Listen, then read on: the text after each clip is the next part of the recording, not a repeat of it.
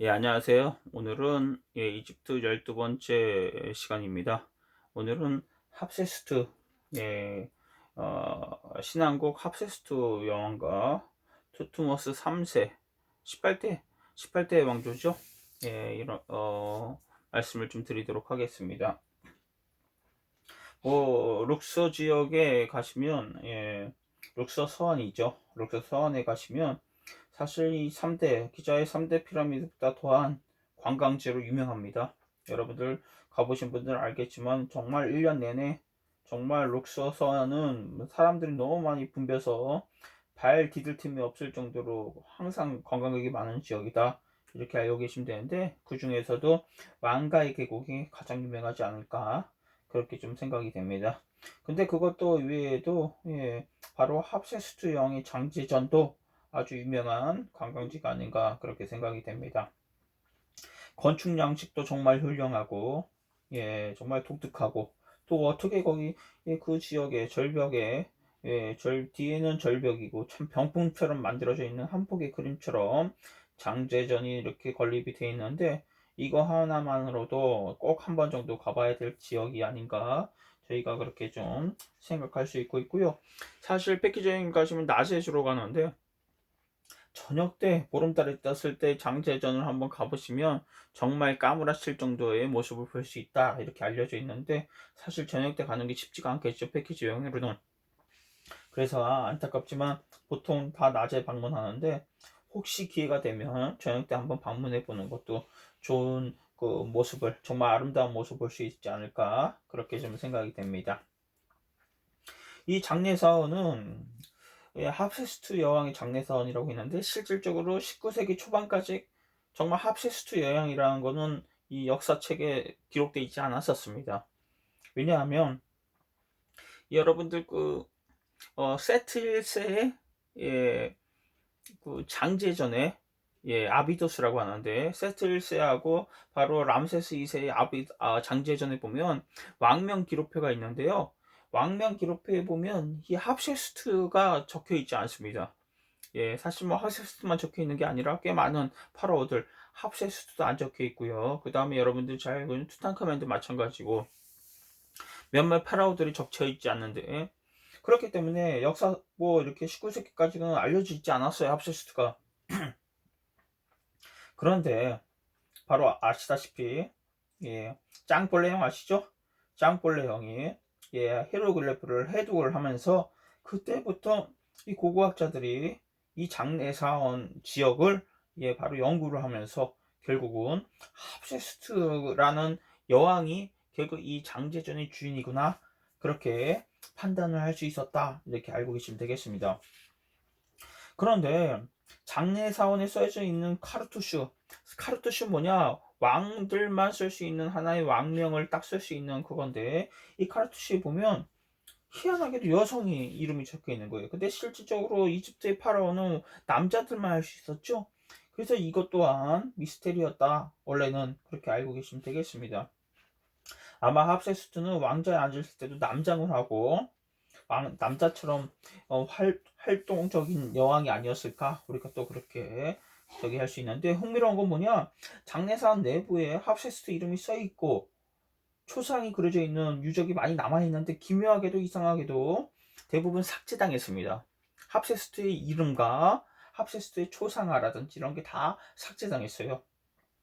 그래서 그런데 희한하게도 까르낙 신전에 맞죠. 까르낙 신전에 있는 지역에도 합세스 여왕이 많이 뭐 이 벽화에 많이 그려져 있는데 희한하게도 거기서도 마찬가지로 합세스투만 사라져요. 그러니까 지워져 있고요. 그래서 이게 참 누군가 일부러 그런 게 아닌가. 그래서 아마 투트모스 3세, 투트모스 1세가 누구냐? 합세스투의 아버지고요. 그리고 투트모스 2세가 즉위를 하는데 오랫동안 청취를 못합니다. 그리고 나서 바로 투트모스 3세로 넘어가는데 투트모스 3세는 6살 때 이게 넘어가는데 그래서 합세스트가 20여 년 동안 대신 통치를 해준 게 아닌가 이렇게 알려져 있는 겁니다. 그런데 이 합세스트의 기록들을 다 누가 말살했을까? 아마 성장한 투트모스 3세가 그랬을 가능성이 많다. 이렇게 우리가 지금 추측을 하고 있다. 그렇게 생각을 하시면 되겠습니다. 그런데 나중에 사후에 합세스트 사후에 17번이나 투트모스 3세는 다시 원래의 파라오 자격으로 가고 17번이나 대원정을 하고 이집트에서 가장 큰 영토를 확보한 파라오가 됐죠. 그래서 이집트의 나폴레옹이라 불리는 파라오가 되었다. 그렇게 생각하시면 되겠습니다. 그런데 도대체 합세스트하고 투트모스 3세하고 정말 어떤 원한이 있었길래 이런 역사가 말살이 되고 이렇게 됐을까? 그런 거를 다시 한번 우리가 생각을 해봐야 되는 게 아닌가 생각합니다. 투트모스 1세도 18대 왕조의 주역이라고 그랬죠. 예, 그의 아버지, 할아버지, 그리고 아버지가 17대 왕조를 거의 끌 무렵 때 했고, 그 다음에 그의 투트모스 1세가 결국 18대 왕조의 새로운 주역인데, 만드는 주역이나 마찬가지인데, 그래서 투트모스 1세하고 투트모스 1세의 왕비가 아하메스라는 사이에서 합세스트가 나온 겁니다. 뭐 다 아시겠지만, 그런데 갑자기 투트모스 1세가 죽고, 그래서 투트모스 2세가 결국 누구랑 결혼을 해야 돼요? 장녀 위주로 제일 왕녀가 왕위 승계권을 갖고 있다고 그랬죠? 그래서 합세스트가 결혼을 해서 새로운 파라오가 되는데 한 10여 년 이상 14년 정도 통치를 하지만 거의 허수아비 파라오였다. 투트모스 2세는 아마 합세스트가 거의 통치를 해준 게 아닌가 그렇게 얘기가 되고 있고요. 왜냐하면 너무 병약했고 그래서 업적도 없고 14년 동안 그렇게 됐는데 죽고 나서 바로 투트모스 다음 파라오를 해야 되는데 바로 합세스트의 딸과 투트모스 2세와 합세스트에 나온 딸과 누군가 새로 결혼을 해야겠죠? 제일 장녀하고 결혼을 해야 좀 파라오가 되니까 그래서 투트모스 3세인데요. 6살 때 파라오가 된 겁니다. 그래서 합세스트가 대신 통치를 해준 게 아닌가 저희가 그렇게 추측을 해볼 수 있고 기록에도 그렇게 남겨져 있다 이렇게 생각하면 되겠습니다. 그런데 도대체 합세스트하고 투트모스 3세하고 무슨 문제가 있었을까? 아마 6살 나이에 불과했기 때문에 아마 합세스트가 후견인으로 섭정을 한 건데 섭정을 하면서 아무래도 하다 보니까 욕심이 생기겠죠. 욕심이 생기다 보니까 그렇다 보니까 합세스트가 결국은 자기가 내가 바로 이집트의 파라오다 하면서 바로 왕자에 오른 게 아닌가. 그러면서 이집트의 파라오는 남자만 될 수 있었기 때문에 항상 죽을 때까지 그때부터 남장의 모습을 하고 턱수염을 달고 살았던 것이 아닌가. 그렇게 우리가 생각을 할 수가 있겠습니다. 그래서 아마 이 합세스트 권력욕하고 과시욕 같은 게 좀 있지 않았을까. 그래서 그런 문제가 생기지 않았을까. 물론 어린 조카라고 할 수도 있는데 어린 조카 투트모스 3세를 위해서 아니면 뭐 수양 아들이라고 어떤 그 파피루스에 나오기도 하니까 수양 아들을 위해서 그렇게 통치를 대신 해준 걸 수도 있는데 아마 개인적인 욕심 때문에도 그렇게 되신 게 아닌가 하는데 이 합세스트가 통치를 하는 데서 가장 많은 뒷받침을 하는 사람 뭐냐 재상이 있었어요. 샘모트라고 하는데 이 샘모트가 정권을 유지하는데 합세스트가 정권을 유지하는데 많은 도움을 준다. 샘모트는 원래 그 합세스트의 딸이죠. 그러니까 투트모스 3세의 와이프 네페르라는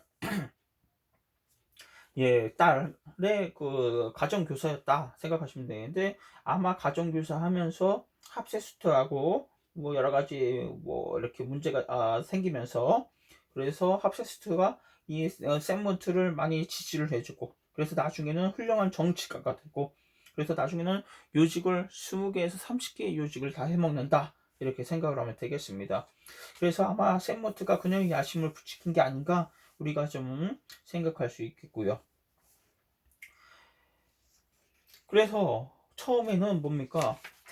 단지 섭정이었는데 나중에는 투트모스가 즉위한 다음에 2, 3년 지나선 본인이 파라오라고 선언을 하게 되는 사건이 생기고 결국 파라오로서의 나머지 파라오로서 대신 섭정해서 파라오로서 넘어가서 그렇게 통치를 하게 된다 생각하면 되겠습니다. 사실 합세스가 이 처음에 장례사원을 건립한 이유는 내세를 대비하기 위하겠죠. 원래 파라오들은 이미 무덤하고 장례전을 파라오가 딱 되면 건립이 시작했다고 했는데, 그런데 실질적으로 또 다른 이유는 뭐냐, 투트모스 1세를 기념한다는 목적으로, 왜냐하면 그 당시에 신관들이나 신하들은 대부분 투트모스 1세 그의 아버지 때 사람들도 꽤 많이 남아 있었기 때문에 아마 그런 것 때문에 결국 지지를 좀 받지 않았나 생각이 됩니다. 그런데 왜 테베스 서왕이죠, 룩소 서왕 데르 알 바헤르에다가 이 장례전을 건립을 했냐? 왜냐하면 이미 11대 왕조 멘토테프 2세에 여기 장례사원이 있어요. 그래서 여러분들이 그 합세수 장례전을 가면 들어가기 왼쪽에 보면 무너져 있는, 거의 폐허가 되어 있는 장제전이 하나 있는 게, 그게 뭐냐, 바로 멘토테프 2세의 장제전이다. 그렇게 또 알고 계시면 되겠습니다.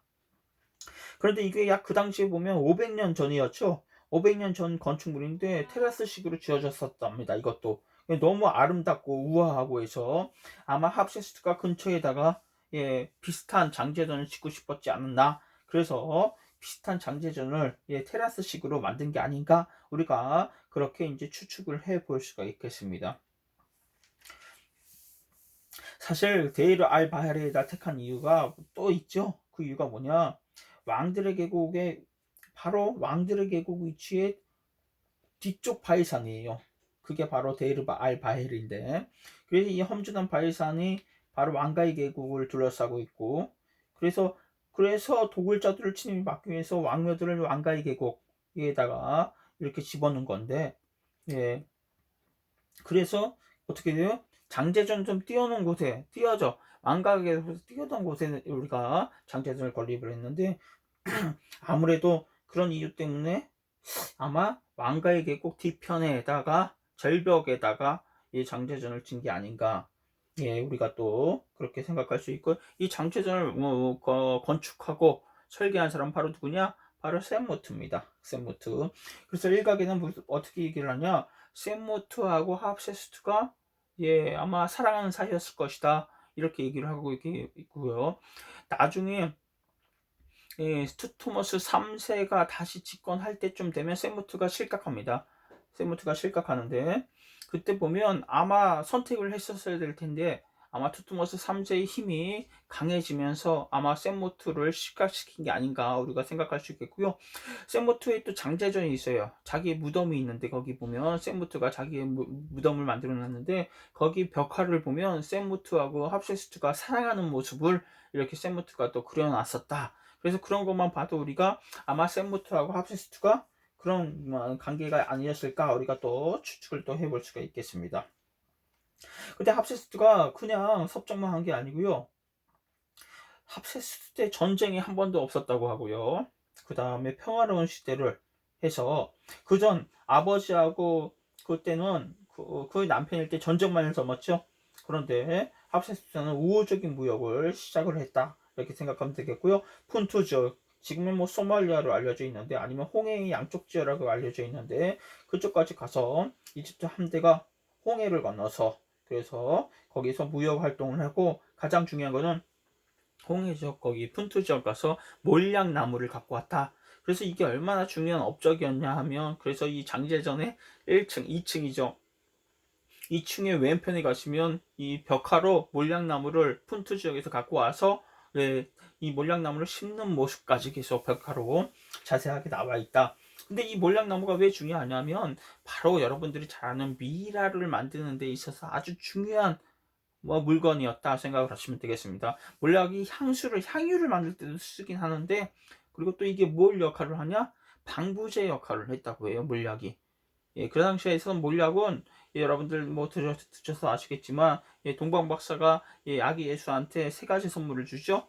금, 향유, 그 다음에 뭘 주냐, 바로 이 몰약이에요. 그래서 그 당시 가장 이 지역에서는 가장 고귀하고 구하기 힘들었던 나무가 몰약이었다 이렇게 생각을 하면 되겠습니다. 그래서 얼마나 중요한 업적이냐, 그래서 벽화에까지 요란하게 남겨져 있다 이렇게 생각을 하면 되겠습니다. 예. 그래서 합세스는 그 군대 조직을 외교 사절단으로 써서 평화 정착에 좀 힘을 쓴다. 그래서 그냥 섭정만 한 게 아니라 그래도 여러 가지 역할을 하고요.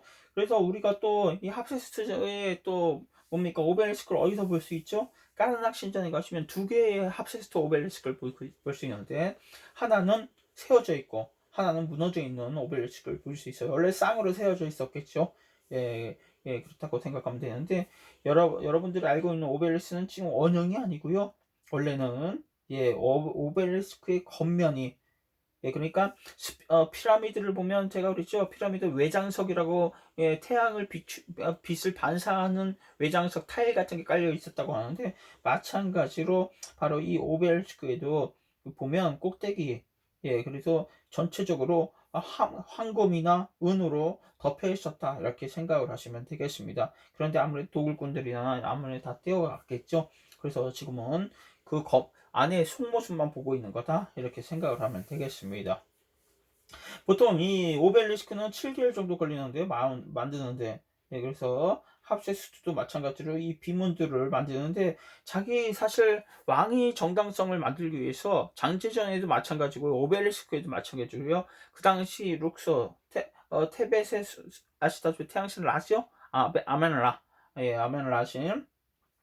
그래서 뭐예요? 아멘라신한테, 아문라죠. 아문라신한테, 바로 자기는 이렇게 신의 계시를, 그래서 왕의 계시를 받았다 그런 거를 장제전에도 이렇게 벽화로 남겨 있고요. 그리고 또 오벨리스크에도 그런 모습이 남겨져 있어서 자기의 왕의 계승을 준 신이 준 하나의 그 권력이다 그렇게 남겼다 이렇게 생각하면 되겠습니다. 아무래도 왕위가 그 당시에는 남성만 할 수 있었기 때문에 불안한 나머지 왕위의 정당성을 보존하기 위해서 그렇게 만든 게 여기저기 벽화에 새겨놓은 게 아닌가 우리가 좀 추측을 할 수 있겠습니다. 그런데 생부터 갑자기 실각을 했댔죠. 왜 실각을 했냐? 실각을 했던 이유는 여러 가지 이유가 있는데, 우리가 그냥 추정을 할 뿐이죠. 추정. 정확한 내용들은 남아있지 않기 때문에. 그런데 아무래도 합세스트가 마지막에 투트모스가 어느 정도 커서 20살 이상이 돼서 청년이 되고, 그때 사실 합세스트가 투트모스가 들어온 나머지 외곽으로 보내서 국경 수비를 마치는데, 이게 가장 큰 실수였던 거예요. 투트모스도 아주 군사 활동을 좋아하고 이 전투를 좋아했던 그런 파라오인데, 그러면서 그 뭐겠죠, 주변에 아는 세력들이 모이겠죠. 그러면서 아무래도 갑자기 투트모스가 한 15년 지나고, 합세스트가 그러니까 15년 정도 통치를 한 다음에 보니까 20살이 넘었는데, 그때 보니까 투트모스 3세하고 합세스트가 공동 통치를 선언한다고 하는데, 그 이유가 뭐냐? 그러면서 세무트가 실격을 하는 거예요. 아무래도 그 이유는 뭐냐? 권력이 합세스트에서 투트모스 3세로 넘어가고 있는 징조다. 그러면서 권력 기반이 약해진 합세스트의 측은 세무트가 실각한 게 아닌가, 우리가 그렇게 추측을 해볼 수 있지 않을까 생각이 되고요. 사실 그 당시 또 무슨 사건이 있었냐? 투트모스 3세의 와베이프죠. 왕비. 그런 합세스트의 딸 네페루라가 죽습니다. 그래서 그럼 그게 뭘 의미하냐? 그럼 누구랑 결혼을 해야 돼? 다시 첫째 강녀, 왕녀의 첫째 장녀랑 결혼을 해야죠. 그래서 합세스트하고 결혼했다고 다시 결혼했다는 설이 있고요. 아니면 결혼을 거부하고 그래도 동시에 통치를 하자, 그래서 이렇게 그런 공동 통치 선언을 한 게 아닌가, 그렇게 또 이렇게 추측을 하는 고고학자들이 있습니다. 그런데 투트모스가 22, 그러니까 투트모스가 파라오가 돼서 2년 정도, 2, 3년 됐을 때 합세스트의 시내의 반도로 최강 원정대를 마지막을 보내는데, 그게 마지막 기록으로 역사에서 합세스트라는 이름은 영원히 사라진다고 합니다. 그래서 그때 완전히 권력이 넘어가고, 그런데 자기를 거의 20여 년 동안 섭정을 한 거예요. 얼마나 화가 치밀었겠습니까? 그래서 아마 투트모스 3세가 파라오가 된 이후로 합세스트 기록을 모든 게 지운 게 아닌가? 그래서 그렇게 우리가 추측을 해볼 수가 있겠습니다. 그래서 신전이라든지 아니면 어디 뭐 조각상이라든지 이런 거 보면 이름이 다 사라졌는데, 바로 합세스트 이름이 다 사라져 있어요.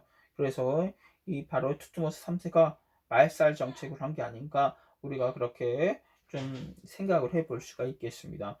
그런데 어떻게 투트모스 3세가 이집트의 나폴레옹 3세로 불려졌냐? 나폴레옹으로 불려졌냐? 그 얘기는 군사 원정대를 17번 정도 해외로 보냈다고 했죠. 그러면서 꽤 많은 영토를 또 이렇게 확보하고, 그러면서 이집트 최고의 영토를 확보했었던 이 시점이 뭐냐? 바로 투트모스 3세가 통치하는 기간, 그때가 이집트 최고의 영토가 됐다, 이렇게 생각을 하면 되겠습니다. 그래서 우리가 이집트의 나폴레옹이다, 이렇게 비유로 설명을 하는 거다 생각하면 되겠습니다. 근데 아무래도 어떻게 해요? 투트모스 3세 때 아무래도 이집트 최고의 예, 원정대도 보냈고 17차례나, 그러면서 이집트 영토의 사상 최고의 영토가 되는데, 그럼 그게 뭐였죠? 다음 파라오 때부터는 그걸 뭘 의미할까요? 그 다음 파라오 때부터는 점점점 이 쇠락의 길을 걷는다, 우리가 생각하면 되는데, 바로 이 다음 파라오는 아멘호테프 2세가 되고요. 그리고 아멘호테프 2세 때 물론 아버지처럼 투트모스 3세처럼 이 싸우는 것도 좋아하고 활쏘기라든지 운동신경을 좋아했지만, 뭐 아버지처럼 이 역량을 보이지 못하고, 그 다음이 바로 투트모스 4세, 제가 설명드렸었는데 바로 꿈의 비문이죠. 스핑크스 앞에 이렇게 비문을 만든, 그러면서, 그런데 투트모스 4세가 파라오가 된 거를 정당성이 없었기 때문에 그런 꿈의 비문을 만들어 놓은 게 아닌가 생각을 했다 그랬죠. 그러니까 점점점 바로 이 쇠락의 길을, 투트모스 3세 이후로는 다음 파라오 때부터는 쇠락의 길을 걷는 게 아닌가. 그런데 이 시점에 뭐가 나타나냐? 바로 여러분들 잘 아시는 히타이트가 나옵니다. 히타이트의 세력이 소아시아에서 광국이 되고, 그래서 서아시아 쪽에 미탄이라는 세력이 있는데, 아무래도 주변, 특히 히타이트가 아주 위협적인 공격을 해오는 거예요. 그래서 투트모스 4세 때 무슨 일이 벌어지냐? 바로 미타니아 공주하고, 바로 투트모스 4세가 결혼을 하죠. 그래서 미타니아하고 힘을 합쳐서 바로 히타이트를 좀 대비를 하기 위해서 그런 결혼이 하는데, 이집트 최초로 다른 여성 공주랑 결혼을 하는 파라오가 바로 투트모스 4세였다. 이것도 재미난 이야기다, 이렇게 생각을 하시면 되겠습니다. 제가 오늘은 뭐 이렇게 간단하게 합세스트하고 투트모스 3세에 대해서 좀 말씀을 드렸어요. 그래서 투트모스 3세하고 합세스트의 관계, 그래서 정말 철천지 원수 같은 관계였다고 생각하시면 되겠죠. 물론 본인을 또 파라오로서 만들어준 것도 합세스트나 마찬가지인데, 오랫동안 섭정을 당하면서 오랫동안 푸고 있던 한을 합세스트가 나중에 권력이 약해지면서 그걸 무너뜨리고, 결국 자기가 파라오가 돼서 그 오랫동안 참아왔던 여러 가지 열정적인 문제들을 전쟁을 벌여서 이집트 최고의 영토를 획득했던 파라오가 바로 투트모스 3세였다. 이렇게 해서 간단하게 설명을 좀 드렸습니다. 오늘은 여기까지 하고요. 다음에 또 다시 하도록 하겠습니다. 감사합니다.